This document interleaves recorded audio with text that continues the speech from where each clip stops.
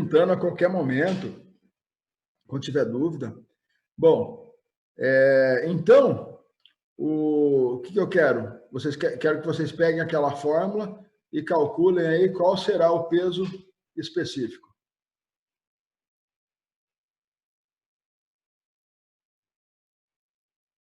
E agora uma pergunta de cabeça. Qual vai ser a massa específica dessa substância, sabendo que é um líquido? 0,08? Não. O relativo, né? Eu estou pedindo peso específico. 0,08? Não. Ó. O peso específico da água aí é 10.000.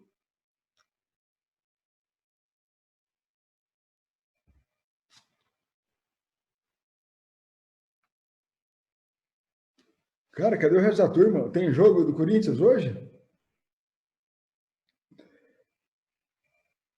Será que tem jogo virtual hoje? Pouca gente.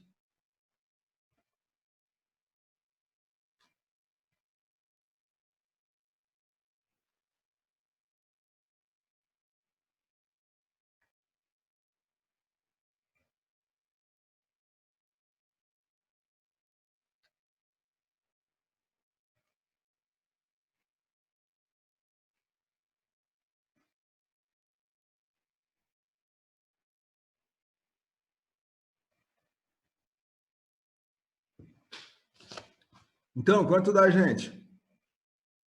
Qual será seu peso específico?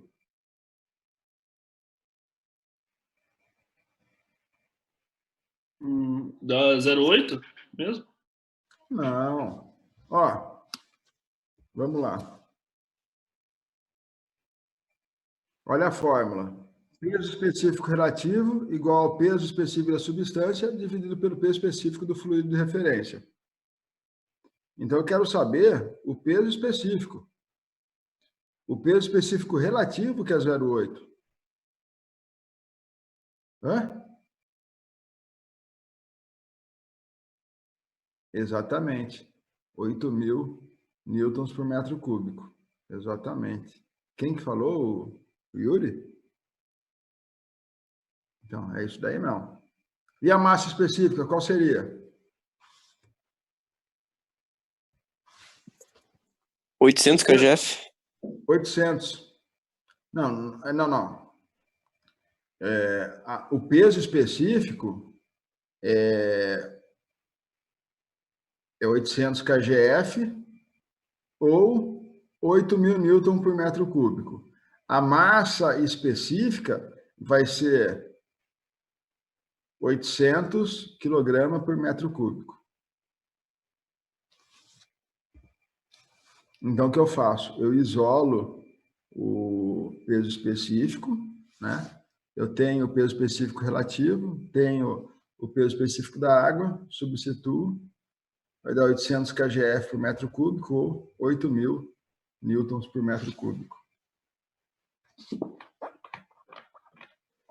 Ô, professor, deixa eu ver se eu entendi então. Massa específica é só em kgf. Massa específica relativa tem o metro cúbico. Não, esse 800 kg força, kgf, é peso específico. A massa específica é quilograma. Ah, beleza. Agora entendi. Posso ir para frente? Bom, então vamos falar um pouco agora de viscosidade cinemática. Eu já ensinei anteriormente para vocês viscosidade dinâmica, que estava relacionado com fluido parado. Já as grandezas cinemáticas é quando já está com movimento. Então, a viscosidade cinemática é o coeficiente entre a viscosidade dinâmica e a massa específica. Então, viscosidade cinemática, viscosidade dinâmica dividido pela massa específica. As unidades utilizadas no sistema técnico é metro quadrado por segundo, que também é a mesma do sistema internacional, metro quadrado por segundo. Já no CGS, se utiliza o quê? Centímetros quadrados por segundo, que é a mesma coisa que Stokes.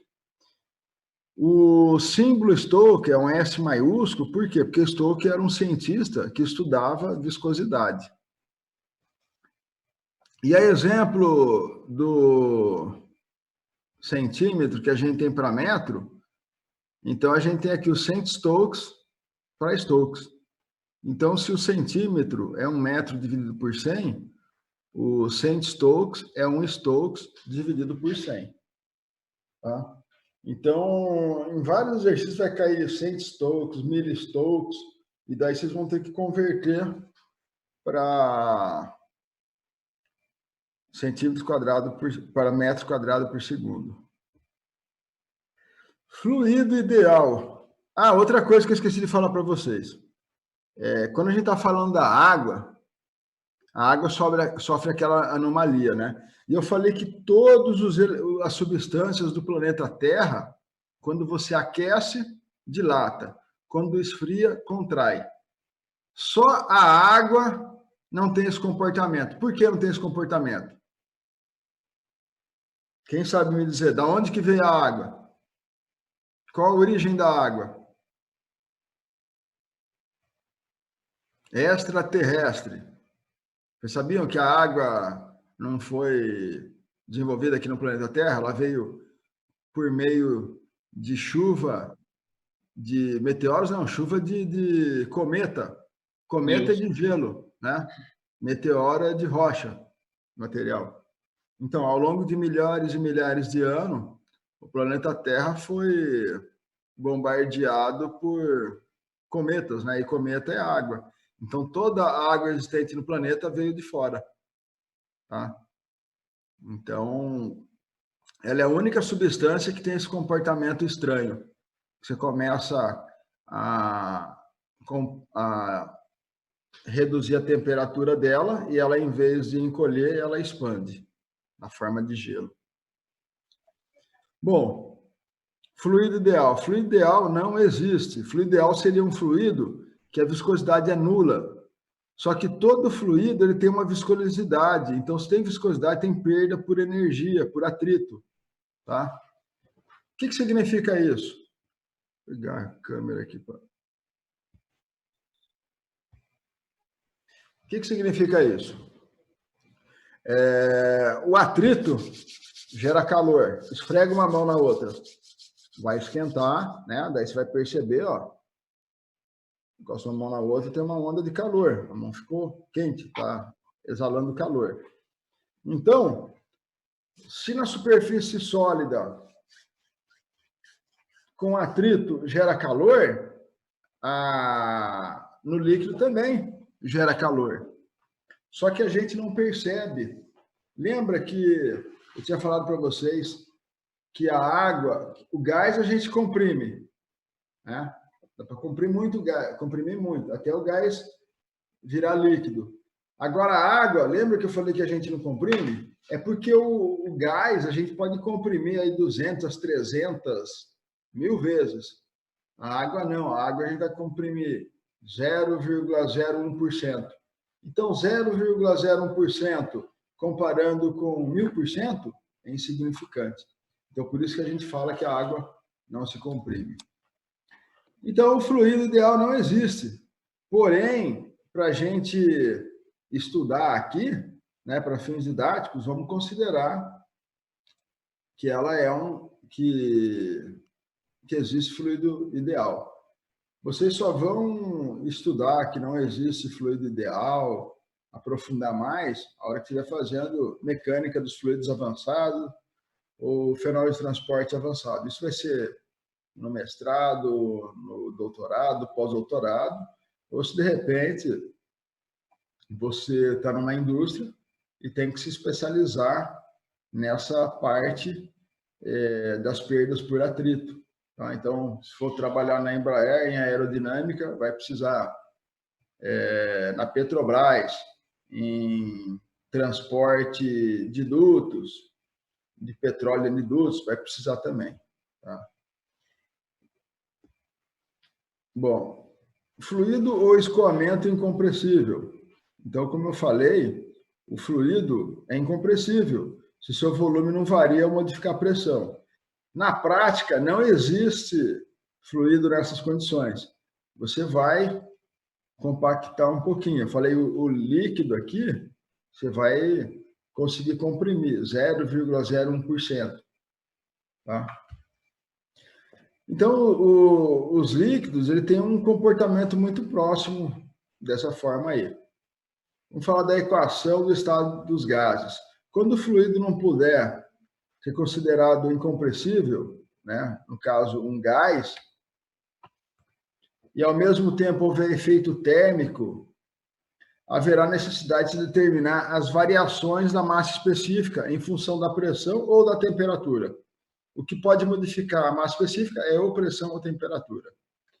Então, dessa maneira, pela equação dos estados dos gases, né, a gente tem que a pressão é igual a massa específica vezes o R, a constante dos gases, vezes a temperatura. Essa temperatura tem que ser em Kelvin. Então, se a gente tiver em graus Celsius, tem que converter para Kelvin. E essa mesma fórmula aqui da equação dos gases, ela pode ser em função da pressão pela massa específica ou somente pela massa específica. Dependendo do que você tiver que calcular, você organiza ela da forma que você quiser. E aí, o que eu tenho? Eu tenho que o P de pressão é a pressão absoluta. O que é pressão absoluta? Pressão efetiva mais pressão atmosférica. Um exemplo aí. Vamos imaginar que a gente tem o planeta Terra. Tá? O planeta Terra, ele tem a atmosfera.